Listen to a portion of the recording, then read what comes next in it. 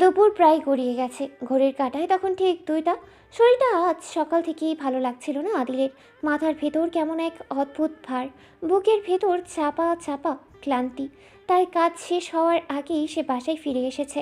ধীর পায়ে নিজের রুমের দিকে হাঁটতে হাঁটতেই হঠাৎ থমকে দাঁড়ায় সে। অভ্যাসবশত একবার মাহি রুমের দিকে তাকায়। দরজার ফাঁক দিয়ে উকি দেয় ভেতরে, কিন্তু ঘরটা ফাঁকা, মাহি নেই। এক মুহূর্তের জন্য আদিলের চোখে হতাশা ভর করে। বুকের ভেতরটা কেমন খালি খালি লাগে। কিছু না ভেবেই সে আবার নিচের রুমের দিকে এগোতে নেয়। ঠিক তখনই করিডোরে একপাশে কাউকে দাঁড়িয়ে থাকতে দেখে চমকে ওঠে আদিল। এই ভর দুপুরে কলেজ টাইমে মন এখানে, দৃশ্যটা একেবারে অপ্রত্যাশিত। সেই তড়িঘড়ি এগিয়ে যায়, ভ্রুকুচকে কণ্ঠে বিস্ময় আর চিন্তা মিলিয়ে বলে ওঠে, মন, তুই এই সময় কলেজ বাদ দিয়ে এখানে কি করছিস? আর বাকি দুজন কই? মন কোনো জবাব দেয় না, চোখ নামিয়ে পাশ ফিরে হেঁটে যেতে শুরু করে। আদিল পেছন থেকে ডাকে, এই বোন, চলে যাচ্ছিস কেন? ভাইয়ের সাথে কথা বলবি না? তবুও কোনো উত্তর আসে না। আদিলের বুকের ভেতর অস্থির বাড়তে থাকে। সে দ্রুত এগিয়ে গিয়ে মনের সামনে দাঁড়ায়, কিন্তু মুখ চোখ তুলেও তাকায় না। নিঃশব্দ, নিস্পন্দন। আদিল আর নিজেকে সামলাতে পারে না। সে আলতো করে মনের হাত আঁকড়ে ধরে, কণ্ঠে অসহায়ত্ব স্পষ্ট হয়ে ওঠে। ভাইয়ের সাথে কথা বলবি না? ভাই এমন কি করেছে যে তার সঙ্গে দুটো কথা বলা যাবে না? এই কথার পরই হঠাৎ যেন বাঁধ ভেঙে যায়। মন ডুকরে কেঁদে ওঠে। এমন পরিস্থিতির জন্য আদিল একেবারেই প্রস্তুত ছিল না। সে হতভম্ব হয়ে যায়, দ্রুত মনের দুই গাল আলতো করে ধরে, মুখটা নিজের দিকে তোলে। বোন, কি হয়েছে তোর? কাঁদছিস কেন? উত্তরের বদলে মন হঠাৎ আদিলকে শক্ত করে জড়িয়ে ধরে। কান্নার শব্দ আরও বেড়ে যায়। তার ছোট্ট শরীরটা কাঁপছে। কাঁপা কাঁপা গলায় সে কথা বলতে শুরু করে। ভাইয়া, তুমি মাহির সাথে এমন করছো কেন? আমার একটুও ভালো লাগে না যখন মাহি কাঁদে। তুমি জানো, যেদিন থেকে মাহি জানতে পেরেছে তুমি মৌরি আপুকে ভালোবাসো, সেদিন থেকে ও কেমন চুপ হয়ে গেছে। আগের মতো আর হাসে না। আমার সাথে আহির সাথে ঝগড়াও করে না, ঠিকমতো খাবার খায় না, সারাক্ষণ চুপচাপ থাকে আর কাঁদে। ভাইয়া, তুমি চাইলে তো সব সম্ভব। তুমি মৌরি আপুর সাথে ব্রেকআপ করে নাও না। আমি জানি তুমি মাহির সাথে খুব ভালো থাকবে। মাহি তোমাকে খুব খুব ভালোবাসে। আচ্ছা বলো তো, তোমাদের রিলেশন কয়দিনের? 1 বছর, 2 বছর, 3 বছর? অথচ মাহি তোমাকে ভালোবাসে অনেক বছর ধরে। যখন থেকে ও ভালোবাসার মানে বুঝতে শিখেছে, তখন থেকেই ওর মনে শুধু তুমিই বিচরণ করো। এই কথাগুলো আদিলের বুকে সজোরে আঘাত করে। সে স্তব্ধ হয়ে যায়। এক মুহূর্তের জন্য তার চারপাশের সব শব্দও যেন থেমে যায়। মাথার ভেতর হাজারটা প্রশ্ন, বুকের ভেতর অসহনীয় চাপ। আর এক সেকেন্ডও দেরি করে না সে। গম্ভীর কণ্ঠে মনকে জিজ্ঞেস করে। মাহি কোথায়? মন চোখ মুছতে মুছতে ফিসফিস করে বলে। ছাদে। আদিল সঙ্গে সঙ্গে সোজা হয়ে দাঁড়ায়, চোখে দৃঢ়তা। তুই এক্ষুনি খাবার নিয়ে আয়, আমি সাদে যাচ্ছি। এই বলে সে দ্রুত পা বাড়ায়। আজ আর পালাবে না আদিল। আজ তাকে মুখোমুখি হতেই হবে। আদিল বড় বড় পা ফেলে ছাদের দিকে এগিয়ে যায়। শরীরের চেয়ে মনটাই আজ বেশি ভারী। বুকের ভেতরটা অদ্ভুত এক অস্থিরতায় টনটন করছে। প্রতিটা সিঁড়ি যেন তাকে আরও গম্ভীর কোনো সিদ্ধান্তের দিকে ঠেলে দিচ্ছে। ছাদে পা রাখতেই চোখে পড়ে মাহিকে। ছাদের এক কোণায় একা দাঁড়িয়ে আছে সে। রোদে ঝলসে যাওয়া ছাদ, চারপাশে খোলা আকাশ, তবু মেয়েটার মুখে কোনো উজ্জ্বলতা নেই। চোখের নিচে স্পষ্ট ফোলা দাগ, যেন অনেকক্ষণ ধরে কেঁদেছে। মুখে বিষণ্ণতার ছায়া, দৃষ্টিতে অনাবিল ক্লান্তি। আদিল ধীরে ধীরে মাহির পাশে গিয়ে দাঁড়ায়। তার পরিস্থিতি টের পেয়ে মাহি সরে যেতে চায়, কিন্তু মাত্র কয়েক কদম যেতেই আদিল তার হাত আঁকড়ে ধরে ফেলে। শক্ত নয়, তবুও ছাড়ার সুযোগ নেই। চাপা কণ্ঠে আদিল বলে উঠল। রেগে আছিস আমার উপর? মাহি কোনো উত্তর দেয় না, চোখ নামিয়ে নেয়। আদিল আরেকটু কাছে এগিয়ে আসে। আমার সাথে কথা বলবি না? সত্যি সত্যিও একটা কথাও বলবি না? তবুও মাহির ঠোঁট নড়ে না। রোদের তীব্রতা আজ খুব প্রখর নয়, তবুও মাহির কপাল বেয়ে ঘাম গড়িয়ে পড়ছে। মাথাটা ঝিমঝিম করছে, তার চোখ দুটো জ্বালা করছে। বুকের ভেতরটা ফাঁকা ফাঁকা লাগছে। আদিল কিছুক্ষণ চুপ থেকে হঠাৎ প্রশ্নটা ছুড়ে দেয়। মৌরির সাথে যদি আমি ব্রেকআপ করি তাহলে তুই খুশি হবি? এই প্রশ্নেই মাহির বুকের ভেতর জমে থাকা সব চাপ এক মুহূর্তেই কেঁপে ওঠে। আমি স্বার্থপর নয় আদি ভাইয়া, আর খুশিটা, খুশির শব্দটা, ওইটা আর আমার সাথে যাবে না। আমার লাইফে খুশি বলে আর কিছুই নাই, যেটুক ছিল সব আমি সবাইকে দিয়ে ফেলেছি। কথাগুলো যেন নিঃশব্দে এসে আদিলের বুকে আঘাত করে। আদিল গলা শক্ত করে আবার প্রশ্ন করে। তাহলে খাওয়া দাওয়া ঠিকমতো করিস না কেন? মাহি ঠোঁটের কোণে এক চিলতে তিক্ত হাসি টেনে নেয়। 2 দিন না খেয়ে থাকলেও মরে যাব না, খিদে লাগলে এমনিতেই খেয়ে নেব। আদিল শক্ত করে মাহির বাহু চেপে ধরে দাঁড়িয়ে থাকে। তার চোখে মুখে অদ্ভুত এক অস্থিরতা, যেন ভেতরে ভেতরেই নিজেই নিজের সঙ্গে যুদ্ধ করছে। কণ্ঠটা কঠিন রাখতে চাইলেও ভেঙে পড়ায় উপক্রম। মাই, কেন এমন করছিস? এভাবে নিজেকে ধ্বংস করছিস কেন? তোর এই পাগলামিগুলো আমার একটুও সহ্য হয় না। কেউ যদি কারো জীবন থেকে চলে যায়, তার জন্য নিজের জীবনটা কীভাবে কষ্ট দেওয়ার মানে হয় না। সময় হলে দেখবি তোর জীবনেও আমার থেকেও ভালো কেউ আসবে, যে তোকে অনেক ভালোবাসবে, আগলে রাখবে। মাহি ধীরে ধীরে নিজের হাত ছাড়িয়ে নেয়। তার মুখে কোনো অভিযোগ নেই, নেই চিৎকার। বিষণ্ণ চোখে তাকিয়ে শান্ত স্বরেই বলে, যেখানে আপনি আমার জন্য নিষিদ্ধ, সেখানে অন্য পুরুষ আসাটাও, এমন ভাবাটাও আমার কাছে পাপ মনে হয়। আমার কথা আপনার ভাবতে হবে না আদিল ভাই, আপনি বরং মরিরাপুকে নিয়েই ভাবুন। আর দয়া করে নিজের দিকে খেয়াল রাখবেন। আমার মতো আর কেউ অগোছানো মানুষটাকে এমন নিঃস্বার্থে ভালোবাসবে না। আদিল নির্বাক হয়ে তাকিয়ে থাকে। বুকের ভেতরটা কেমন মোচড় দিয়ে ওঠে। সে জানে এই মেয়েটাকে কষ্ট দেওয়া তার নিজের জন্য নিজের কাছে অসহনীয়। তবুও সে কিছু বলতে পারে না, কারণ সত্যটা সে বদলাতে পারে না। ঠিক তখনই তার ফোনটা বেজে ওঠে। স্ক্রিনেই ভেসে ওঠে একটি নাম, মৌরি। নামটা চোখে পড়তেই মাহি এক পা পিছিয়ে যায়, যেন বুকের ভেতর শেষটুকু শক্তিও ভেঙে পড়ে। আদিল একবার মাহির দিকে তাকিয়ে ফোনটা রিসিভ করে কথা বলতেই শুরু করে। মাহির বুকের ভেতরটা হাহা করে ওঠে। শ্বাস নিতে কষ্ট হয়। চোখের কোণ ধরে রাখা অশ্রু আর মানে না। গাল বেয়ে নিঃশব্দে ঝরে পড়ে। ভাঙ্গা কণ্ঠে নিজের সাথী ফিসফিস করে বলে, কখনো না কখনো অনুভব হবে আপনার কেউ না একজন ছিল, যে আপনাকে কোনো কারণ ছাড়াই ছেড়েছিল আদিল ভাইয়া। চোখের পানি মুছে মাহি আর একবারও পিছনে তাকায় না। নিঃশব্দে ছাদ থেকে নেমে যায়। সেখানে দাঁড়িয়ে থাকার মতো শক্তি আর তার শরীরে নেই। আজ সে শুধু একজন ভালোবাসায় হেরে যাওয়া এক মেয়ে, যে ভালোবাসতেই জানতো, কিন্তু নিজের ভালোবাসার মানুষটাকে পায়নি সে। তাকে খুব কাছে থেকে দেখেছে, কিন্তু তার বুকে ঠাঁই হয়নি তার। অয়ন আহির কলেজ গেটের সামনেই দাঁড়িয়ে আছে। এক হাত গাড়ির বডিতে ভর দেওয়া, চোখে কালো সানগ্লাস, গায়ে সাদা শার্ট, যেটা তার ব্যক্তিত্বকে আরও তীক্ষ্ণ আর আকর্ষণীয় করে তুলেছে। রোদে ঝলমল করছে গাড়ির কাঁচ, অথচ অয়নের মনটা ক্রমেই বিরক্তিতে ভরে উঠছে। কলেজ ছুটি হয়ে গেছে। এক এক করে মেয়েরা গেট দিয়ে বের হচ্ছে।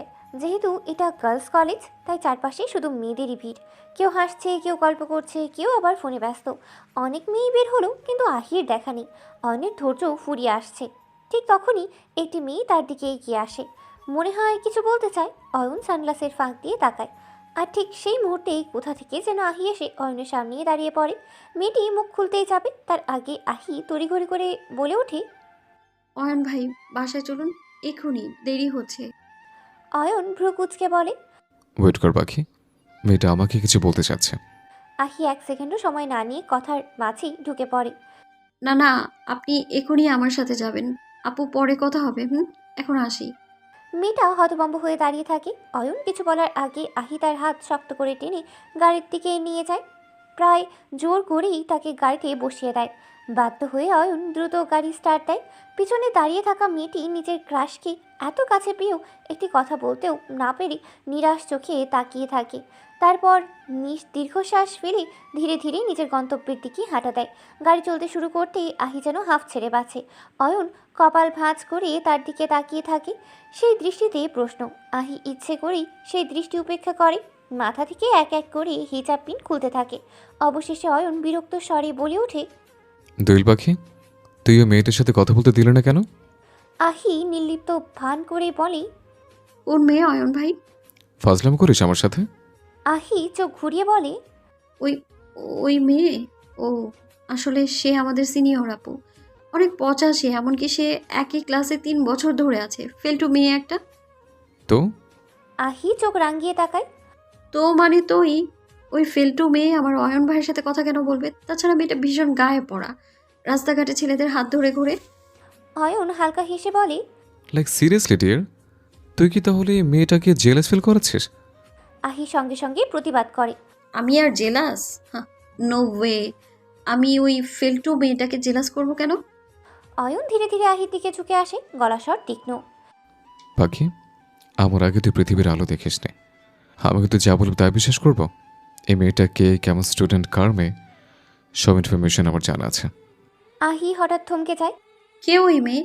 অয়নের ঠোঁটের কোণে বাঁকা হাসি ফুটে ওঠে। সাদিক ইমরোজ, মন্ত্রীর মেয়ে, যে ফার্স্ট ক্রাশ আদনান শেখ অয়ন, যাকে পাওয়ার জন্য হাজার ছেলে পাগল, কিন্তু মেয়েটা পাগল শুধু এই অয়নের জন্য।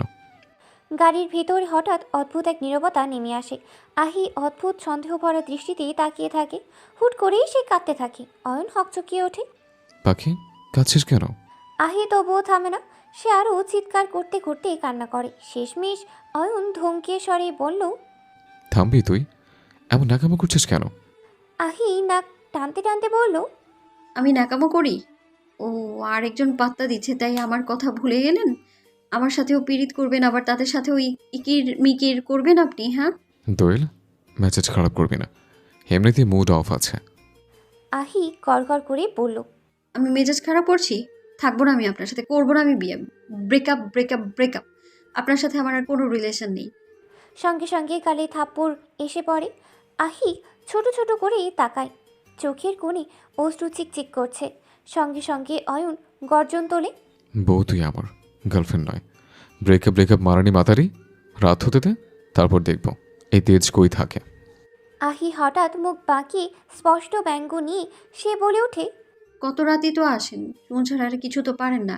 এমনি এমনি বউ বানিয়েও আজ পর্যন্ত নিজের ঘরে তুলতে পারেননি, আর এই আপনি নিজেকে বীর পুরুষ বলেন? অয়ন এক মুহূর্ত থমকে যায়। চোখের দৃষ্টি ধীরে ধীরে শক্ত হয়ে ওঠে। ভ্রু কুচকে সে তাকিয়ে থাকে আহির দিকে। তুই কি আমাকে ডাউট করছিস? আহি নিঃশব্দে উত্তর দেয়, যা সত্যি তাই তো বলছি। কোন বাড়ির জামাই শ্বশুরের ভয়ে বউকে নিজের কাছে নিতে পারে না শুনি? আপনি তো মনে হয় শ্বশুরের ভয়ে জীবনে বাচ্চা কাচ্চাও পয়দা করবেন না। এই কথাটুকুই যথেষ্ট ছিল। মুহূর্তেই অয়নের বুকের ভেতর যেন মুহূর্তেই আগুন জ্বলে ওঠে। তার জোয়াল শক্ত হয়ে আসে। চোখে জমে ওঠে ভয়ঙ্কর এক অন্ধকার। সে আর কোনো কথা না বলেই পকেট থেকে ফোন বের করে দ্রুত কারোর কাছে একটা মেসেজ দেয়। মেসেজ পাঠানো শেষ হতেই তার ঠোঁটের কোণে ধীরে ধীরে এক বাঁকা হাসি ফুটে ওঠে।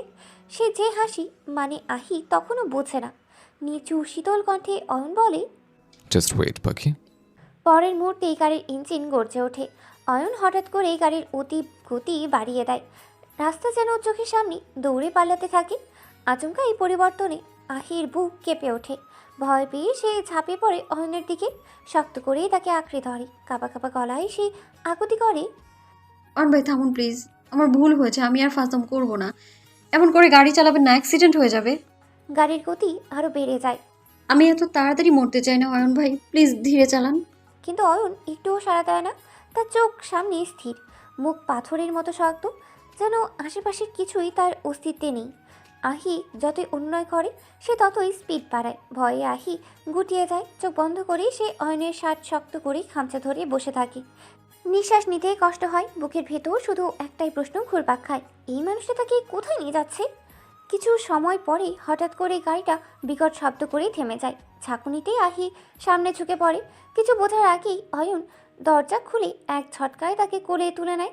আহি আতঙ্কে চিৎকার করে ওঠে, অয়ন ভাই কোথায় নিয়ে যাচ্ছেন আমায়? একটু মজা করেছি বলে আমায় মেরে ফেলবেন নাকি? আমি এক্ষুনি মরতে চাই না। আমি মরে গেলে আমার বাচ্চা কাচ্চার কি হবে? ওরা তো মা ডাক দেওয়ার আগে এতিম হয়ে যাবে। অয়ন কোনো উত্তর দেয় না। সে শক্ত হাতে আহিকে ধরে সামনে এগিয়ে যায়। আহি কাঁপা কাঁপা গলায় কাঁদো কাঁদো স্বরে বলে ওঠে, এ বাবুর আব্বু, ছেড়ে দিন না আমায়। আপনি কি নিজের বউকে নিজেই মেরে ফেলতে পারবেন বলুন? অয়ন এক ঝলকে থমে যায়। তারপর নাচ চেপে রুক্ষ কণ্ঠে গর্জে ওঠে, সমন্নাতি, মুখ বন্ধ কর। ভাঙা রকটের মতো একই কথা বলে যাচ্ছিস। আমার জীবন তুই এমনিতেই শেষ করে দিয়েছিস, এখন শুধু আমাকে খাওয়া বাদ। আহি ঠোঁট বাঁকিয়ে ভয়ত স্বরে বলে, ওয়াক্থু, আপনাকে খাইতে একটুও মজা লাগবে না। আমার চিকেন খেতে ভালো লাগে, মানুষরূপী ছাগল খাই না আমি। অয়নের চোখ মুহূর্তেই আগুন হয়ে ওঠে। সে দৃষ্টির তাপে আহির মুখের সব কথা হঠাৎ থেমে যায়। সে ভয়ে চুপ করে যায়। শরীরটা কুঁকড়ে আসে। আর কোনো কথা না বলে অয়ন নিজের রাগ সংযত করার চেষ্টা করে। শক্ত হাতে আহিকে কোলে তুলে নেয় এবং দ্রুত পায়ে একটি বিশাল বাড়ির ভিতরে ঢুকে পড়ে। বাড়িটা বিশাল, চারপাশে অদ্ভুত এক অন্যতম পরিবেশ। আলো কম, অথচ ভেতরে মানুষের উপস্থিতি টের পাওয়া যায়। অয়ন সোজা ড্রয়িং রুমে ঢুকে আহিকে নিয়ে আসে। সেখানেই কয়েকজন লোক বসে আছে। আহি চোখ তুলে তাকাতেই চমকে ওঠে। তাদের মধ্যে শুধু রাকিবকে এসে চিনতে পারে, বাকিদের মুখ অচেনা। অয়ন ধীরে ধীরে আহিকে সোফায় বসিয়ে দেয়। তারপর এমন এক কণ্ঠে বলে ওঠে যেন সব কিছু আগেই ঠিক করা। কাজী সাহেব, বিয়ে পড়ানো শুরু করেন। কথাটা শুনে মাত্র আহির মনে হলো মাথার ওপর আকাশ ভেঙে পড়েছে। সে লাফিয়ে উঠে দাঁড়ায়, গলা কেঁপে যায়, জিভ জড়িয়ে আসে। অয়ন ভাই, কাজী সাহেব বিয়ে পড়াবেন মানে কি? আপনি আমাকে এখানে কেন এনেছেন? আমি বাড়ি যাব। আব্বা নিয়ে যান আমায়। হঠাৎ অয়ন ধমকে ওঠে। থামবি পাখি, তোর নামের উপর ডাউট হচ্ছিল, তাই আজ তোকে দেখিয়ে দেব। শুধু তোর বাপ কেন, তোর দাদাও আসলে অয়ন ভয় পায় না। তাদের কথার মাঝে কাজী সাহেব আহির দিকে তাকিয়ে শান্ত গলায় বলেন, মা, কবুল বলো। এই কথাটুকু যেন আহি ফ্যাল করে কাঁদতে শুরু করে দেয়। অয়ন ভাই, আমি বিয়ে করব না। আব্বা আপনার মাইয়ারে এই ছাগল বিয়ে করতে চায়। দেখ দোয়েল, অলরেডি আমাদের বিয়ে হয়ে গেছে। এখন শুধু পবিত্র কালেমা পড়ে পুরোপুরি আমার করে নেব। আর এখন যদি তেরামো করিস তাহলে পরিণাম ভালো হবে না। আহি থরথর করে কাঁপতে থাকে। চারপাশের মানুষগুলো যেন পাথরের মূর্তি, কেউ কিচ্ছু বলছে না।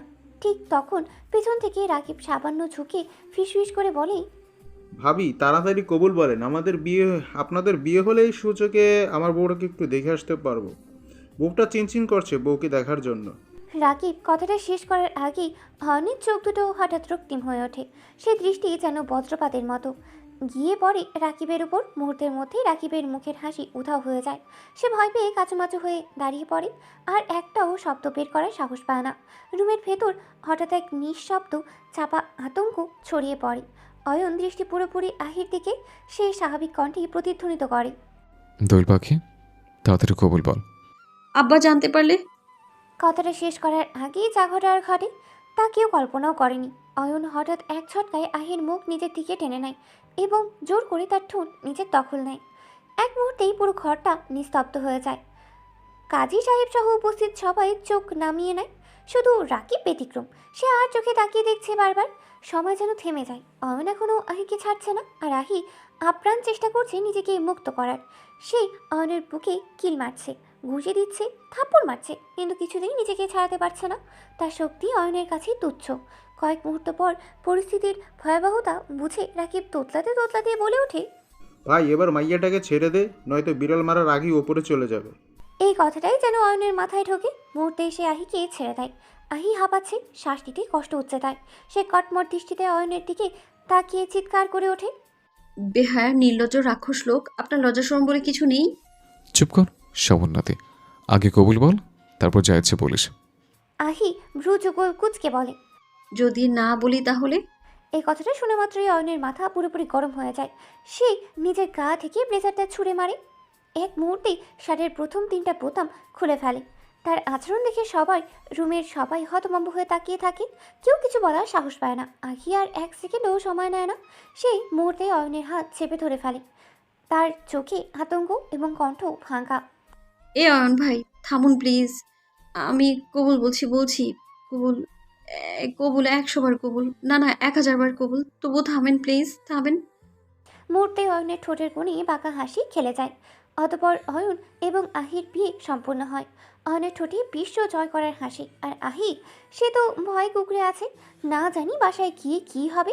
অয়ন ধীরে ধীরে আহির হাত নিজের হাতের ভাঁজে ঢুকিয়ে শেখ মঞ্জিরের ভিতরে প্রবেশ করে। অন্যদিনের মতো আজ এই বাড়িতে ঢোকাটা আহির কাছে মোটেও স্বাভাবিক লাগছে না। বুকের ভেতর অজানা আশঙ্কা ঢেউয়ের মতো আছড়ে পড়ছে। প্রতিটা পা ফেলার সঙ্গে সঙ্গে মনে হচ্ছে সে কোনো নতুন বাড়িতে এসেছে। নতুন নতুন অনুভূতি জন্ম নিচ্ছে তার হৃদয়। সে অয়নের ঠিক পেছনেই হাঁটছে। সামনে কী অপেক্ষা করছে তা সে আন্দাজ করতে পারছে। জানে একটা ঝড় আসছে, ভয়ঙ্কর ঝড়। আর সেই ঝড়ের সামনে দাঁড়িয়ে বাঁচার একমাত্র উপায় হলো অয়নের ছায়া আঁকড়ে থাকা। দুজন একসাথে সদর দরজা পেরিয়ে ভেতরে ঢোকে। ঠিক তখনই অয়ন হঠাৎ থমকে যায়। সামনে তাকিয়ে তার চোখ দুটো ক্ষণিকের জন্য বিস্ময়ে স্থির হয়ে যায়। দরজার ঠিক সামনে শান্তা শেখ দাঁড়িয়ে আছেন, হাতে বরণডালা, মুখে প্রশান্তি, বিজয়ী এক হাসি। কোনো প্রশ্ন নেই, কোনো বিষয় নেই, যেন তিনি সব আগেই জানতেন। একটাও কথা না বলে তিনি এগিয়ে এসে আহিকে অয়নের পাশে দাঁড় করান। তারপর নিয়ন মাফিক বরণ করে নেন। চোখে মুখে এক ধরনের তৃপ্তি, যাকে নিজের বৌমা হিসেবে চেয়েছিলেন তাকে আজ সত্যি সত্যিই পেয়েছেন। তার হাসিটা প্রাণোচ্ছল, কিন্তু সেই হাসির আড়ালে লুকানো এক অদ্ভুত দৃঢ়তা। দূরে দাঁড়িয়ে মহিবুর শেখ গম্ভীর মুখে পুরো দৃশ্যটা দেখছেন। তার চোখে কোনো আনন্দ নেই, নেই সন্তুষ্টি, বরং এক ধরনের কঠোর নীরবতা। অয়ন প্রথমে পুরো ব্যাপারটা বুঝে উঠতে পারে না, কিন্তু ড্রয়িং রুমের এক কোণে দাঁড়িয়ে থাকা রাকিবকে চোখে পড়তেই সব পরিষ্কার হয়ে যায়। রাকিব মেয়েকে হাসি দিয়ে দাঁড়িয়ে আছে। অয়ন বুঝে যায় রাকিব আগেই তাদের বিয়ের ব্যাপারটা বলে দিয়েছে। হঠাৎ শান্তা শেখ আহিকে নিজের এক বাহুতে জড়িয়ে ধরে আদরে কণ্ঠে বলে ওঠেন, আমার রাজকন্যা পুরোপুরি আমার ঘরে চলে এলো তাহলে। ইস, কি যে সুন্দর লাগছে আমার মেয়েটাকে। আহি কিছু বলে না, মাথা নিচু করে দাঁড়িয়ে আছে। তার চোখে পানি জমে উঠলেও সে কাউকে দেখাতে চায় না। শান্তা শেখের কথার উষ্ণতায় কোনো স্বস্তি নেই, বরং বুকের ভেতরটা আরও ভারী হয়ে আসে। সে ধীরে ধীরে তার পিছু পিছু এগোয়। হঠাৎ এক পলকের জন্য আহির চোখ পড়ে সামনের দিকে, তার বাবা মহিবুল শেখ। এক মুহূর্তের জন্য তাদের চোখাচোখি হয়। আহির বুক কেঁপে ওঠে, চোখে জমে থাকা কান্না আর ধরে রাখতে পারে না সে, কিন্তু পরক্ষণই আবার চোখ নামিয়ে নেয়। এভাবে তাকিয়ে থাকা সাহস তার নেই। অয়ন একটু দ্বিধা না করে মহিবুল শেখের সামনে গিয়ে বুক ফুলিয়ে দাঁড়ায়। তার মুখে স্পষ্ট আত্মবিশ্বাস, যেন সে কোনো অপরাধ করেনি, বরং বিজয় নিয়ে দাঁড়িয়ে আছে। ঠোঁটের কোণে মুচকি এক হাসি খেলিয়ে অয়ন বলে ওঠে, হ্যাঁ শ্বশুরাব্বা, কেমন আছেন? মহিবুল শেখ কোনো উত্তর দেন না। তিনি এখনও মুখ ভার করে তাকিয়ে আছেন। হঠাৎ তিনি তাতে তার চেপে গম্ভীর স্বরে বললেন, নিজের চাচাতো বোনকে বিয়ে করতে লজ্জা করলো না তোমার বদমাস ছেলে? অয়ন বাঁকা হেসে ডোন্ট কেয়ার ভাব নিয়ে আওড়ায়, না, একটু লজ্জা করেনি। শুধু বিয়ে নয়, একটা মেয়ের সাথে হাফ বাসরও করে ফেলেছে। রাত হলেই বাকি বাসর সেরে ফেলব। এতে যদি আপনার বিশ্বাস না হয় তাহলে কয়েক মাস ওয়েট করেন, হাতে কলমে প্রমাণ পেয়ে যাবেন। অয়নের কথা শুনে সবাই বিস্ময়কর দৃষ্টিতে তাকিয়ে থাকে। ছেলেটা আগে থেকে নির্লজ্জ প্রকৃতির ছিল, এখন বিয়ে করেছে। এখন যে তাদের কি কি শুনতে হবে কে জানে। চুপ কর বেয়াদব ছেলে, চুপ করো বেহায়া ছেলে। বড়দের সাথে কিভাবে কথা বলতে হয় জানো না? সত্যি বলছে শ্বশুরাব্বা, আগে জানতাম না, তাই তো আপনার মেয়েকে বিয়ে করে নিয়ে আসলাম। এবার বলুন, মেয়ের জামাইকে দেখে আপনার ফিলিংস কেমন হচ্ছে? সঙ্গে সঙ্গেই মহিবুল শেখের ধৈর্যের বাঁধ ভেঙে যায়। গলার শিরা ফুলে ওঠে, চোখে আগুন জ্বলে ওঠে। বজ্রকণ্ঠে গর্জে ওঠেন তিনি, ভাইজান, আপনার ছেলেকে থামতে বলেন, নয়তো একটা মায়ের মাটিতে পড়বে না। অয়ন একটুও বিচলিত হয় না, বরং আরও এক ধাপ এগিয়ে এসে সামান্য ঝুঁকে ঠোঁটের কোণে বিদ্রুপের হাসি টেনে ফিসফিসিয়ে বলে, থাক শ্বশুরাব্বা, আপনার ওর উপকার করতে হবে না। আপনার এক মেয়ে দিয়ে আপাতত কাজ চালিয়ে নেব। যদিও আরেকটা থাকলে মন্দ হতো না। বাই দ্য ওয়ে, মেয়ে যে আমার জন্য বাসর ঘর সাজিয়ে রেখেছেন তো? না মানে রোজ রোজ তো আর এই ফিলিংস পাবো না, তাই বললাম আর কি। এই কথা শোনার পর মহিবুল শেখের মুখ রক্তিম হয়ে ওঠে। কিছু বুঝে বলতে গিয়েও যেন গলায় শব্দ আটকে যায়, কিন্তু তার আগেই অয়ন আর এক মুহূর্ত সময় নষ্ট না করে হেসে উঠে দৌড়ে সিঁড়ির দিকে ছুটে যায়।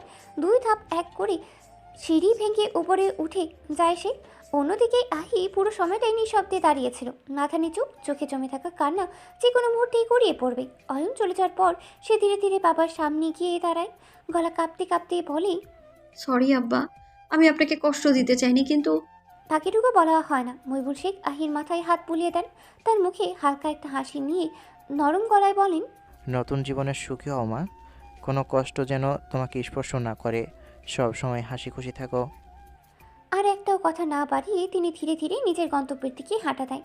আহি পরক্ষীণ চোখে বাবার ছেড়ে চলে যাওয়ার পথের দিকে তাকিয়ে থাকে। ঠিক তখনই জাহিদ শেখ এগিয়ে এসে স্নেহভরা হাতে আহির মাথায় হাত রাখেন, পরম মমতায় বলেন, চিন্তা করো না আম্মা, তোমাদের বিয়েতে তোমার আব্বা খুশি হয়েছে, হয়তো মুখে বলতে পারছে না, কিন্তু ভিতরে ভিতরে সে অনেক খুশি। সে সব সময় চাইতো আমাদের মেয়ে আমাদের কাছেই থাকুক সারা জীবন। দেখো আজ তার সেই চাওয়াটার ব্যতিক্রমও হলো না। আহি ছলছল চোখে তাকিয়ে থাকে, কারণ সে তার বাবার মুখে যে হাসি দেখতে চেয়েছিল তার ফুটে ওঠেনি। হঠাৎ কোথা থেকে মাহি আর মুন এসে তাকে দুই দিক থেকে জড়িয়ে ধরে, একজন ডানে আরেকজন বামে, টেনে নিজেদের সঙ্গে নিয়ে যায়। আহি কিছু বলার শক্তিই পায় না। কোনো উপায় না পেয়ে তাদের পায়ের সঙ্গে পা মিলিয়ে হাঁটতে থাকে। অপরদিকে অয়ন প্রায় দৌড়ে আদিলের রুমে ঢুকে পড়ে। দরজাটা বন্ধ করে সে ধপাস করে বিছানায় গা এলিয়ে দেয় এবং বড় একটা দীর্ঘশ্বাস নেয়। কারণটা আগামী অন্তত 2 ঘন্টা সেই নিজের রুমে ঢুকতে পারবে না অয়ন। তার আদরের ভাই বোনেরা তার জন্য বাসর ঘর সাজাচ্ছিল, আর শুধু ঘর নয়, তার জন্য সাজানো হচ্ছে এক টুকটুকি বউ। এই ব্যাপারে অয়ন একদমই আপত্তি করেনি, বরং মনের ভেতর কোথাও একটা অদ্ভুত তৃপ্তি কাজ করছিল।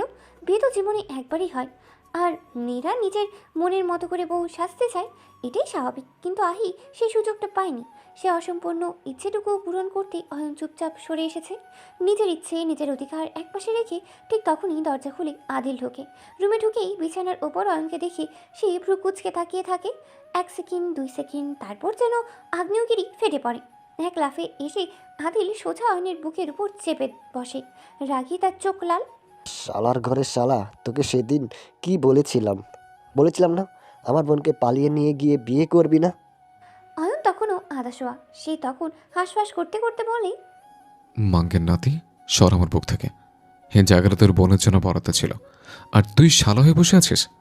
আর তোর বোনকে কখন পালিয়ে নিয়ে গিয়ে বিয়ে করলাম? হ্যাঁ, সে আমার সাথে তর্ক করেছিল, তাই বিয়ে করে নিয়ে এসেছে। তাছাড়া নিজের বউ আর কতদিন শ্বশুরবাড়ি থাকবে? আমারও তো একটা মর্যাদা আছে নাকি? এই কথায় আদিলের মাথায় রক্ত গরম হয়ে যায়। তোর মান ইজ্জতের মায়েরে বাপ।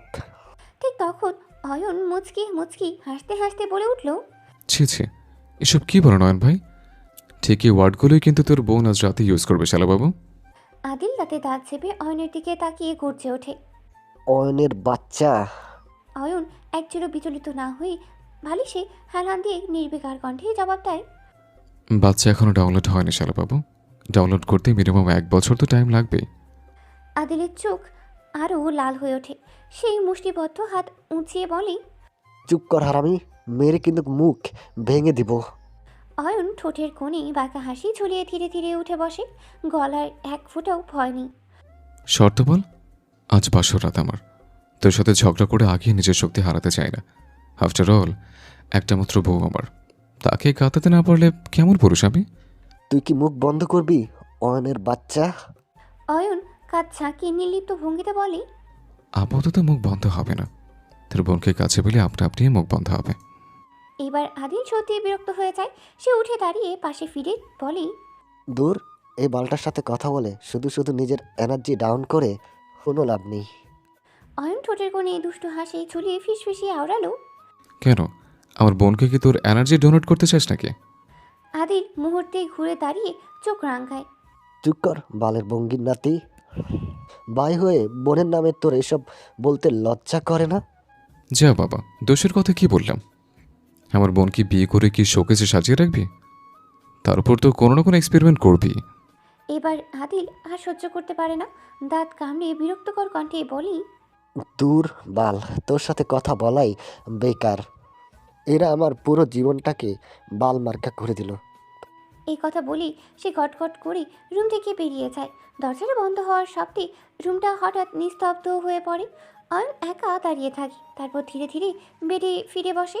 ঠোঁটের কোণে এসে ছিঁড়ছে না, বাঁকা হাসিটা আবার ফুটে ওঠে। আজ তার একটু বেশি খুশি লাগছে, যদিও সেই খুশির কারণটা মোটেও অজানা নয়। আহি কুটিসুটি হয়ে বিশাল বড় বিছানার এক কোণে বসে আছে। চারপাশের নীরবতা তাকে আরও ছোট করে দিচ্ছে। বিছানার বিশালত্বের সামনে নিজেকে আজ অদ্ভুত রকম ক্ষুদ্র মনে হচ্ছে তার।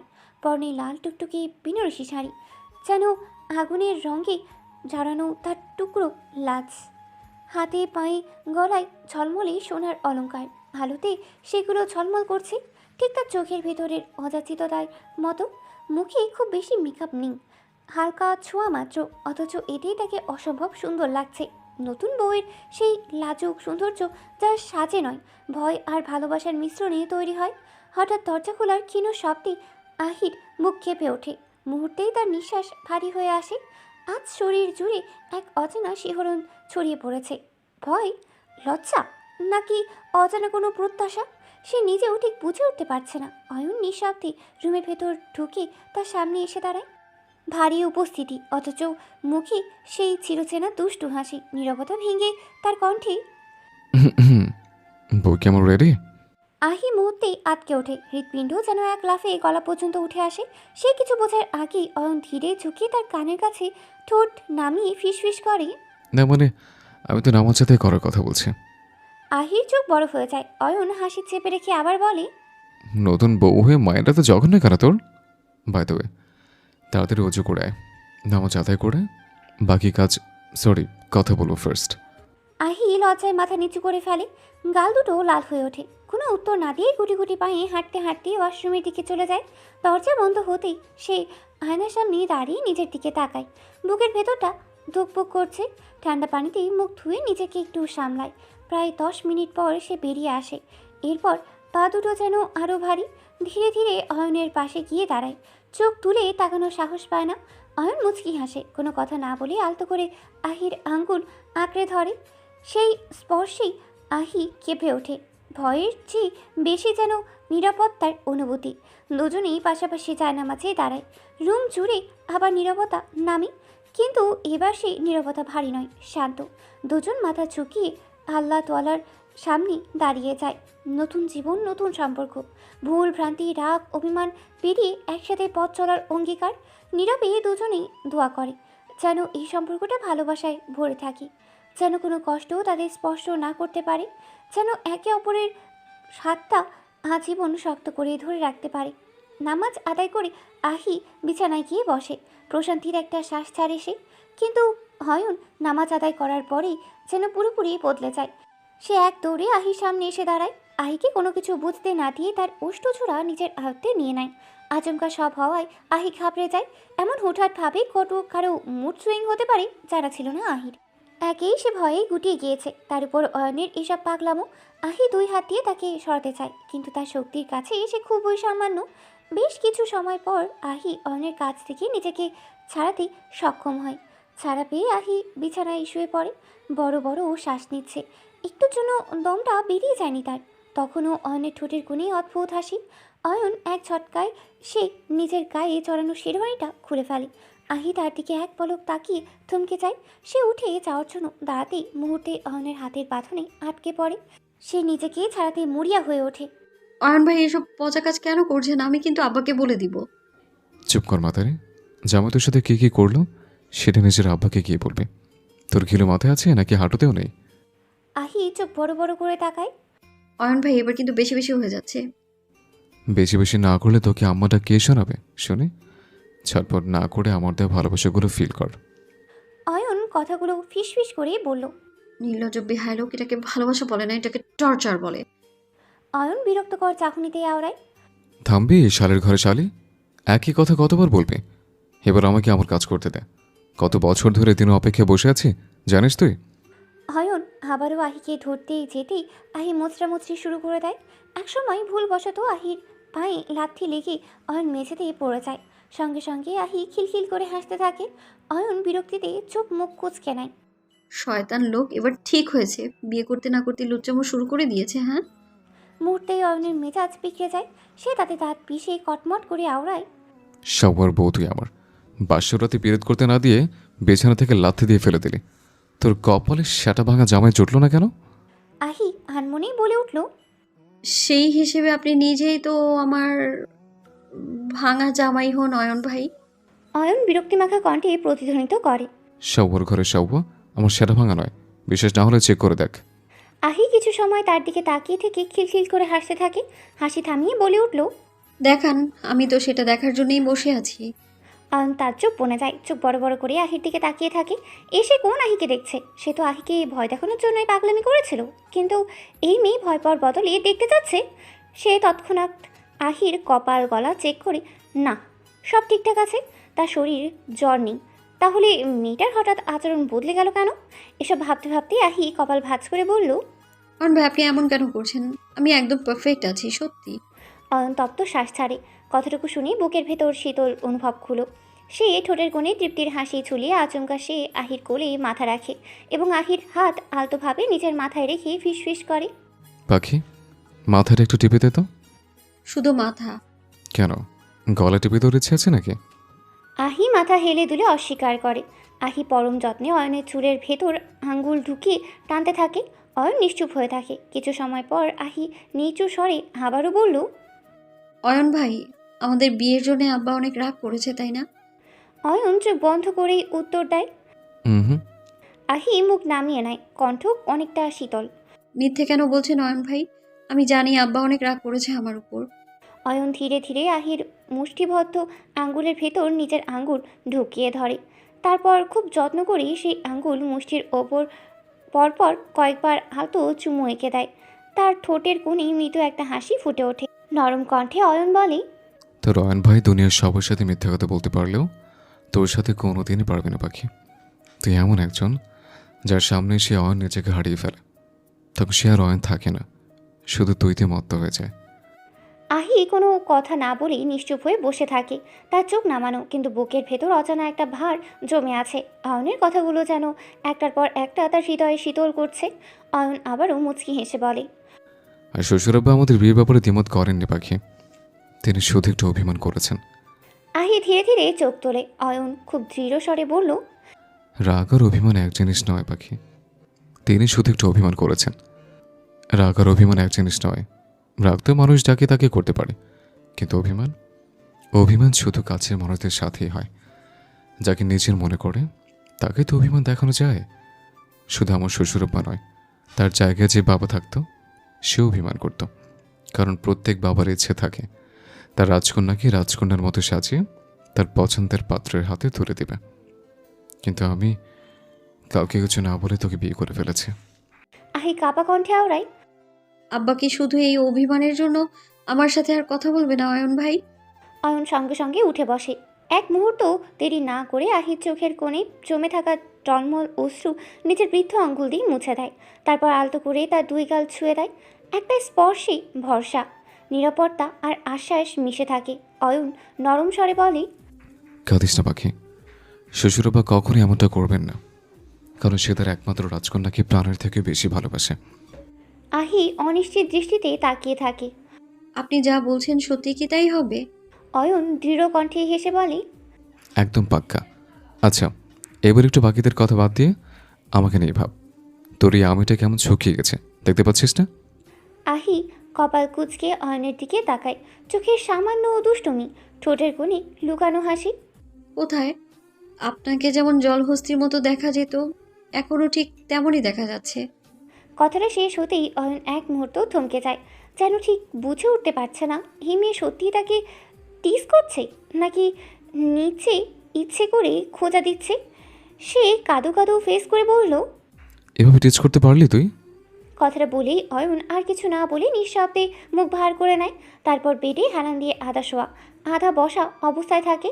আহি এক পলক তাকিয়ে থাকে, তারপর সে মুচকি হাসে এবং কিছু না বলে ধীরে ধীরে অয়নের আরও কাছে সরে আসে। তারপর খুব ধীরে ধীরে অয়নের বুকে মাথা রাখে। মুহূর্তের মধ্যেই অয়ন যেন প্রাণ ফিরে পায়।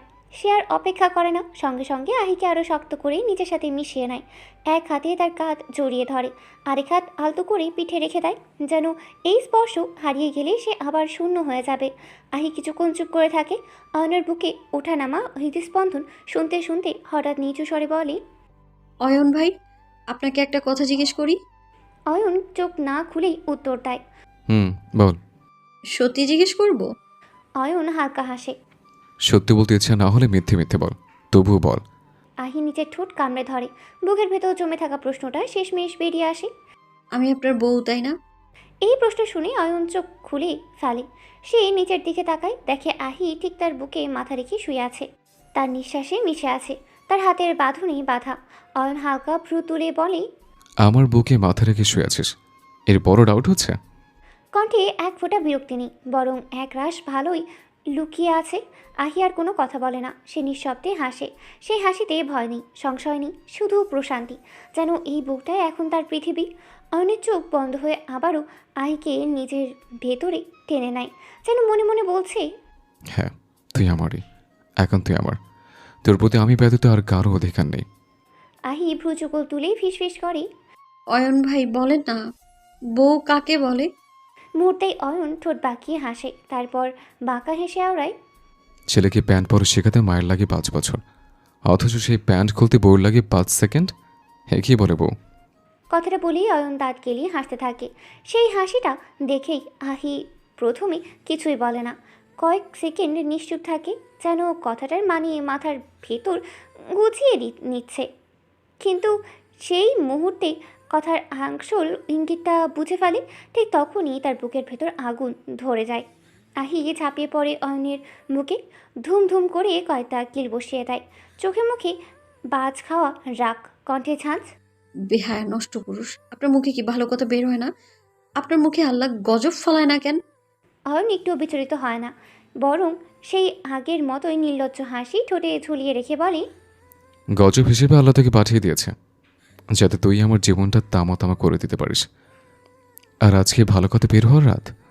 আজ তো শুধু বাকি কথাটা শেষ করার আগেই আহি চিৎকার করে ওঠে, ওই মুখ দিয়ে যদি আর একটাও নির্লজ্জ কথা বের হয় তাহলে আমি আপনাকে খুন করে ফেলবো বলে দিলাম। ওকে ফাইন, তাহলে তুই তোর ভালোবাসার আগুন দিয়েই খুন করে ফেল। আমি সেই আগুনে জ্বলে পুড়ে মরতে চাই পাখি। এই কথা বলেই অয়ন আচমকা আহির কোমর জড়িয়ে ধরে। মূর্তি আহি ছটফট করে ওঠে, শরীর শক্ত হয়ে যায় তার। অয়ন ভ্রু তুলে তাকায়। প্রবলেম কি? এমন ছোড়াছুরি কেন করছিস? আমাকে ছেড়ে দিন অয়ন ভাই, আমার ভীষণ ঘুম পাচ্ছে। অয়ন ঠোঁট বাঁকিয়ে বলে, কিন্তু আমার তো অন্য কিছু পাচ্ছে। এই কথায় আহি শুকনো ঢোক গেলে বুকের ভেতর ধুকপুকানি বেড়ে যায়। অয়ন ঘোর লাগা দৃষ্টিতে তার দিকে তাকিয়ে থাকে। ধীরে ধীরে চোখে আসে, আহির গলায় ঠোঁট ডুবিয়ে দেয়, গভীরভাবে চুম্বন কাটে। তারপর নিজের অবাধ্য ঠোঁট জোড়ার ওপর দিয়েই তুলতেই হঠাৎ করেই আহি তার ওপর ঢলে পড়ে। অয়ন মুহূর্তেই বিচলিত হয়ে যায়। সে দ্রুত আহিকে শুয়ে দেয়, কাঁধে গালে হাত ধরে কয়েকবার ঝাঁকুনি দেয়। পাখি, এই পাখি শোন না, কি হলো তোর? কিন্তু কোনো সাড়া নেই। যতই ডাকুক আহি সজাগ হয় না। তখন অয়ন বুঝতে পারে ভয়ের চোটেই আহি অজ্ঞান হয়ে গেছে। সে দাঁতে দাঁত চেপে বিরক্তির স্বরে বলে, ধুর, বালের বাসর করবো আমি। টাচ করার আগে চাঁদের দেশে চলে গেল। এমন করলে আমার বিড়াল মারার কি হবে? বিরক্তি আর অসহায়ত্ব মিশে থাকে তার কণ্ঠে, কিন্তু রাগ দেখানোর উপায় নেই। শেষমেশ অয়ন নিজেও কোনো পথ খুঁজে না পেয়ে আহিকে বুকের মাঝখানে শক্ত করে জড়িয়ে ধরে। আহি নিঃশ্বাস নিচ্ছে ঠিকই, কিন্তু শান্ত ঘুম ডুবে আছে। আর অয়ন তাকে আগলে রেখে ধীরে ধীরে তার গলায় মুখ গুজে ঘুমের দেশে পাড়ি জমায়। চোখে মুখে ঠান্ডা পানি আছড়ে পড়তেই অয়ন ধরফরিয়ে উঠে বসে। হঠাৎ ঘুম ভাঙ্গায় সে যেন দিশেহারা হয়ে যায়। চোখ কচলাতে কচলাতে চিৎকার দিয়ে ওঠে, কোন ছাওয়ান্নাতে রে আমার দুঃখের ঘুম ভেঙে দিলে? চোখ খুলতেই সামনে যাকে দেখে তার মেজাজ মুহূর্তেই আরও দ্বিগুণ চওড়া হয়ে যায়। রাকিব দাঁড়িয়ে আছে নির্লজ্জ মুখে। অয়ন রাগে দাঁত চেপে তাকিয়ে আছে। কিছুটা দূরে দাঁড়িয়ে আছে আহি, মাহি আর মুন। তিনজনেই নীরবে পুরো দৃশ্যটা দেখছে। অয়ন তাদের দিকে এক পলক তাকিয়ে গর্জে ওঠে, এসব বালপাকনাগুলো আমার রুমে কি করিস? রাকিব অবশ্য অয়নের ধমকে ভয় পাওয়ার মানুষ না। সে হাত ভাঁজ করে ভ্রু কুঁচকে তাকিয়ে থাকে। কয়েক সেকেন্ড চুপ থেকে তারপর উল্টো প্রশ্ন ছুড়ে দেয়, আমাদের কথা বাদ দে, আগে বল তোর দুঃখের মুখ ঘুম মানে কি? তোর তো খুশিতে নাচার কথা ছিল। আজ সকালে বাই দ্য ওয়ে ভাবি আমার ঠিকঠাক মতো হাঁটছে কীভাবে? অয়ন রাগান্বিত দৃষ্টিতে তাকিয়ে থাকে। রাকিব তার দৃষ্টিপাতটা না দিয়ে দুষ্টু হেসে আওড়ায়, দোষ বাসর রাত কেমন কাটলো? অয়ন মুহূর্তেই দাঁতে দাঁত পিষে গর্জন তুলে, শাওয়ার বাসর করছে, সেটা ভাঙা বউ চড়েছে কপালে। সামান্য চুম্মা দেওয়ার আগে লাটকায় পড়ে গেছে। না জানে কিছু করতে গেলে ময়রা টয়রা যাইব নাকি? অয়নের কথা শেষ হতেই সবার মধ্যে প্রথমে আহি আর নিজেকে ধরে রাখতে না পারে না। সে হঠাৎ খিলখিল করে হেসে ওঠে, আর সেই হাসির রেশ ছড়িয়ে পড়ে পুরো রুমে। মাহির হাসি দেখে উপস্থিত বাকিরাও পিক করে হেসে দেয়। এই পুরো দৃশ্যটা দরজার আড়াল থেকে নীরবে দেখছিল আদিল। কারোর দিকে তার চোখ নেই, শুধু মাহির দিকে তাকিয়ে আছে অপলক দৃষ্টিতে। আজ অনেকদিন পর মেয়েটা ঠোঁটের কোণে এমন হাসি ফুটেছে। বুকের ভেতরটা কেমন যেন করে ওঠে তার। সে তো এই হাসিটাই দেখতে চেয়েছিল, এই প্রাণ খোলা নিষ্পাপ হাসি। কতদিন এই পরিচিত মুখটা দেখতে পারবে জানা নেই তার। ভাগ্য কতদিন তাকে এই সৌভাগ্য দেবে সেটাও অজানা। কিন্তু যতদিন পারবে সে এক মুহূর্ত চোখ সরাবে না, প্রাণ ভরে দেখবে এই হাসিটাই তার সবচেয়ে বড় পাওনা হয়ে থাকবে। অন্যদিকে সেই হাসি অয়নের মাথার ভেতর আগুন ঢেলে দেয়।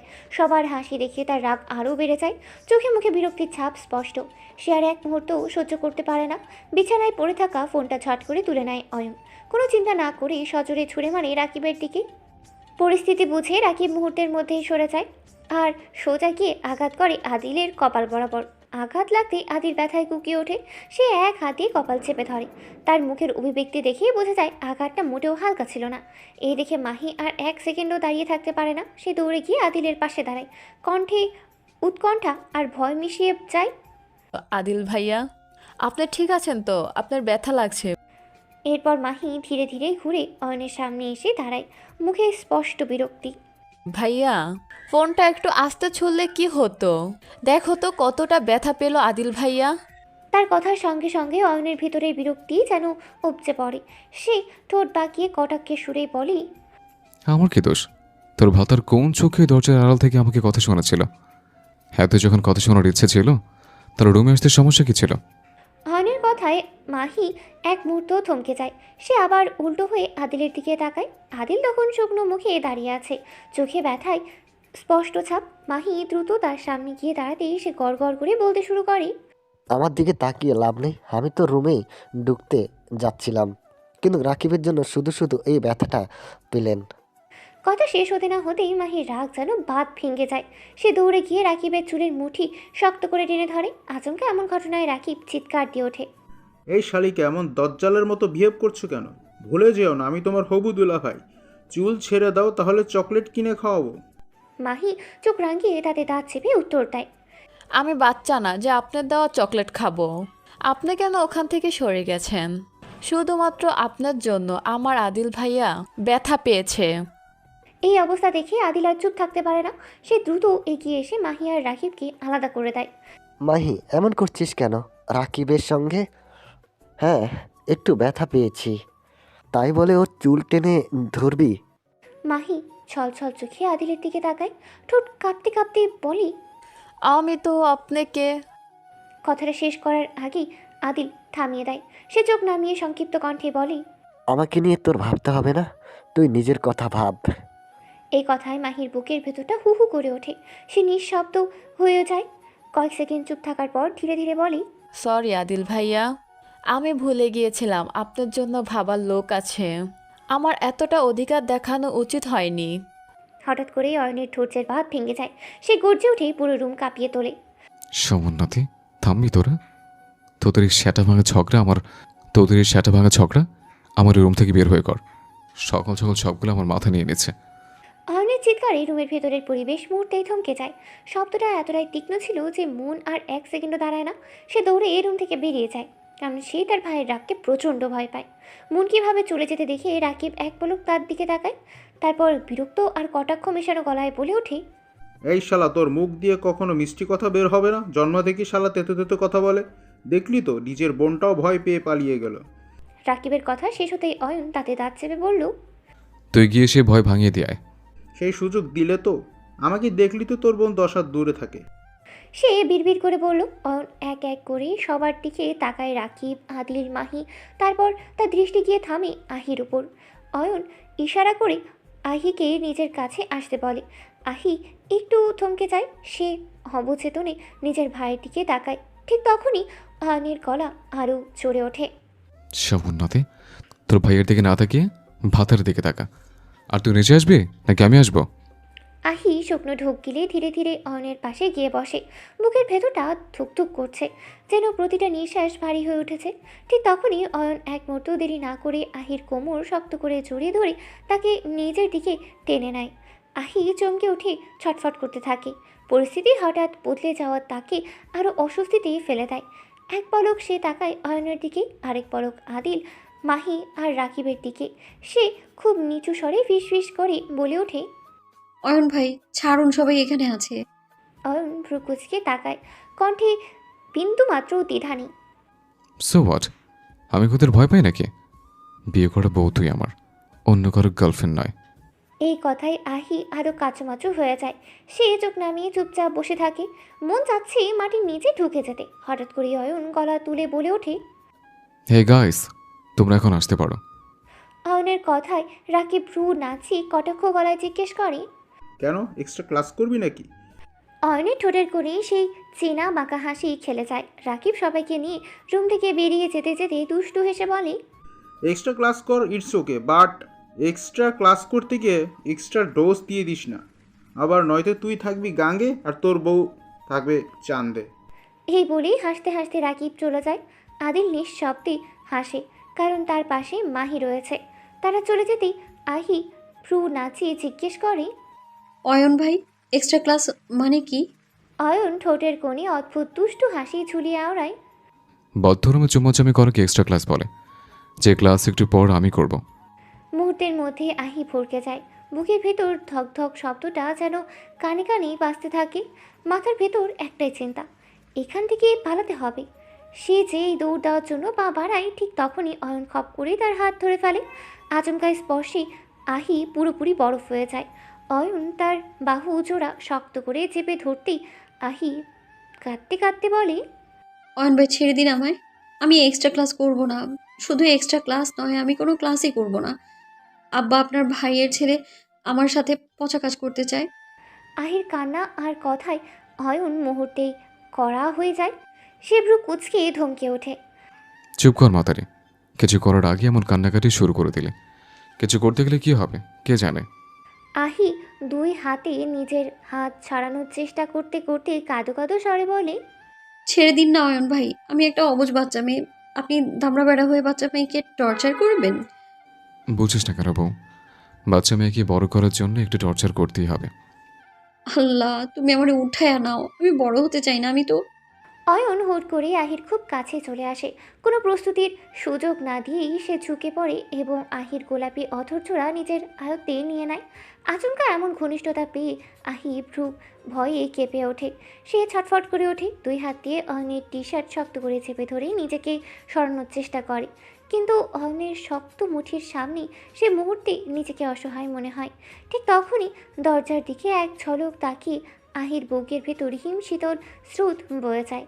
দরজার কাছে দাঁড়িয়ে আছে তার বাবা, রাগান্বিত ও কঠিন দৃষ্টিতে সব কিছু দেখছে। ভয় আর আতঙ্কে আহি হঠাৎ করে অয়নের পেটে শক্ত করে চিমটি দেয়।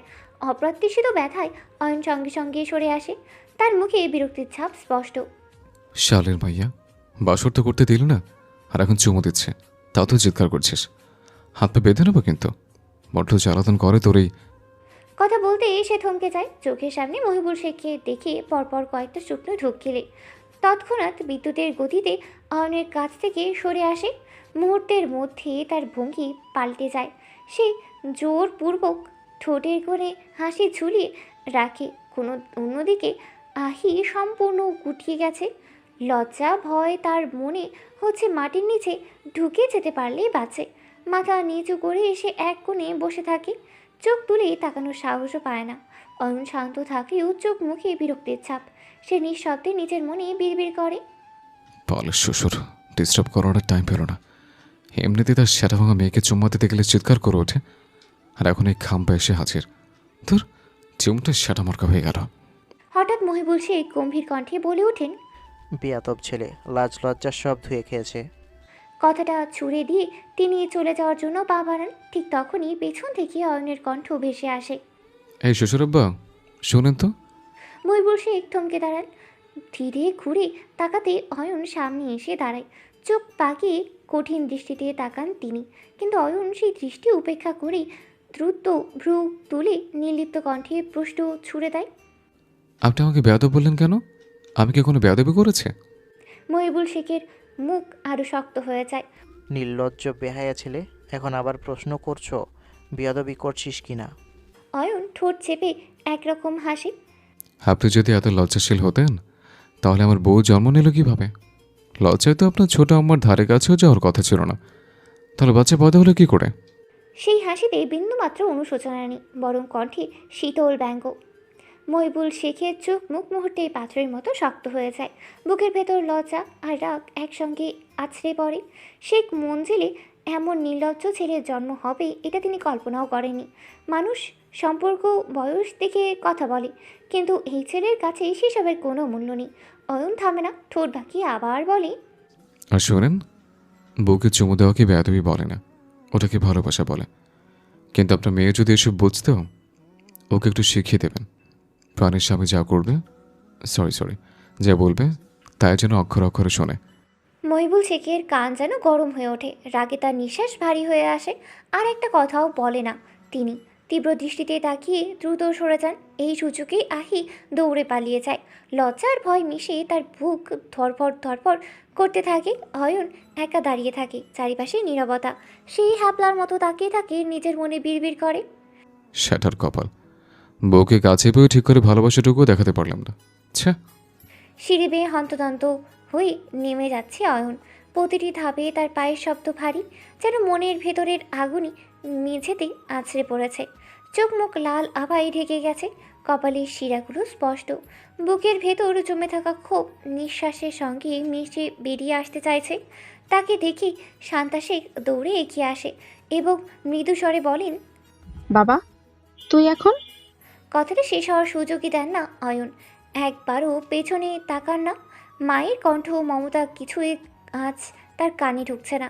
সে সোজা দরজার দিকে এগিয়ে যায়, চোখে মুখে রাগের ভয়ঙ্কর ঝিলিক। ড্রয়িং রুমের সোফায় বসে পুরো দৃশ্যটা লক্ষ্য করছিল আদিল। অয়নকে সে খুব ভালো করেই চেনে। এত বছরের সম্পর্ক, এই রাগ সাধারণ নয়। নিশ্চয়ই এমন কিছু ঘটেছে যা অয়নের ভেতরটা তছনছ করে দিয়েছে। আদিল আর এক মুহূর্তও দেরি করে না, উঠে পড়ে দ্রুত অয়নের পিছনে। কারণ এই মুহূর্তে অয়নকে সামলাতে পারবে একমাত্র সেই।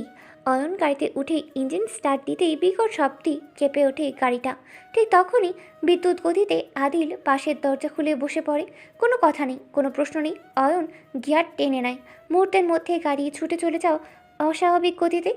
রাস্তায় আলো আধারি পিছনে পড়ে যেতেই থাকে। শহরের চেনা চিত্রগুলো ঝাপসা হয়ে যায়। প্রায় 1 ঘন্টার পথ মাত্র 20 মিনিটেই শেষ করেই ফেলে অয়ন। আদিল কিছু বলে না। হঠাৎ ব্রেক কষতেই গাড়িটা থেমে যায়। সামনে তাকিয়ে আদিল দেখে তাদের চিরচেনা অনাথ আশ্রম। হুট করে অয়ন কিছু না বলি দরজা খুলে নেমে যায়। সে বড় বড় পা ফেলে গেটের ভিতরে প্রবেশ করে। আর এক মুহূর্তর মধ্যেই বেশ কয়েকজন শিশু ছুটে আসে তার দিকে। অয়নের রাগী চোখে মুখে প্রথমবারের মতো ফাটল পড়ে। সে কিছু বলার আগেই হুট করে 13 বছরের একটি মেয়ে দৌড়ে এসে তাকে শক্ত করে জড়িয়ে ধরে। মেয়েটার ছোট্ট শরীরটা কাঁপছে, কান্নায় ভেঙে পড়ে সে। বাবাই, কথাটা আর বেরোয় না, গলায় আটকে যায়। অয়ন স্থির হয়ে দাঁড়িয়ে থাকে। তার শক্ত বুকের ওপর মেয়েটার অশ্রু ভিজিয়ে যায়। ধীরে ধীরে সে 2 হাত দিয়ে মেয়েটাকে জড়িয়ে ধরে। তার চোখে জমে থাকা আগুন যেন একটু একটু করে নিভে আসে। আদিল দূরে দাঁড়িয়ে এই দৃশ্যটা দেখে বুকের ভেতর শীতল অনুভব করে। অয়ন বাচ্চাদের ভীষণ ভালোবাসে, আর তার জন্যই অনাথ শিশুদের সে লালন পালন করে। অয়ন ধীরে ধীরে মেয়েটার মুখের দিকে তাকিয়ে আসে, ঝুঁকে আসে, তার 2 গালে আলতো করে হাত রাখে। শক্ত হাতে নয়, একেবারে বাবার মতো। ভয় পাওয়া সন্তানের গাল ছুঁড়ে যেমন শান্ত থাকতে করতে হয়, ঠিক তেমন করে। চোখে মুখে তখন আর রাগ নেই, আছে শুধু উৎকণ্ঠা আর অদ্ভুত এক ভয়। মৃদু স্বরে সে জিজ্ঞেস করে, মা তুই ঠিক আছিস তো? মেয়েটা কথা বলার আগেই আরও জোরে তাকে আঁকড়ে ধরে। ছোট্ট শরীরটা কাঁপছে, নিঃশ্বাসগুলো এলোমেলো। তারপর ভাঙ্গা কণ্ঠে এক নিঃশ্বাসে বলে ওঠে, বাবাই, ওই লোকগুলো আবারও আমাকে আর আপুকে তুলে নিতে এসেছিল।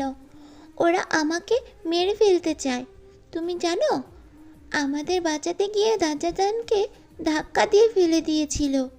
দাদাজান খুব ব্যথা পেয়েছে বাবাই।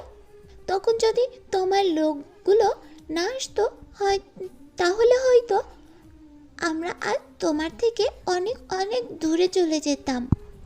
কথাগুলো শেষ হতেই মেয়েটা আবার কাঁদতে শুরু করে। মুহূর্তেই অয়নের বুকের ভেতরটা হু হু করে ওঠে, যেন কেউ ভেতর থেকে বুক ছিঁড়ে দিয়েছে।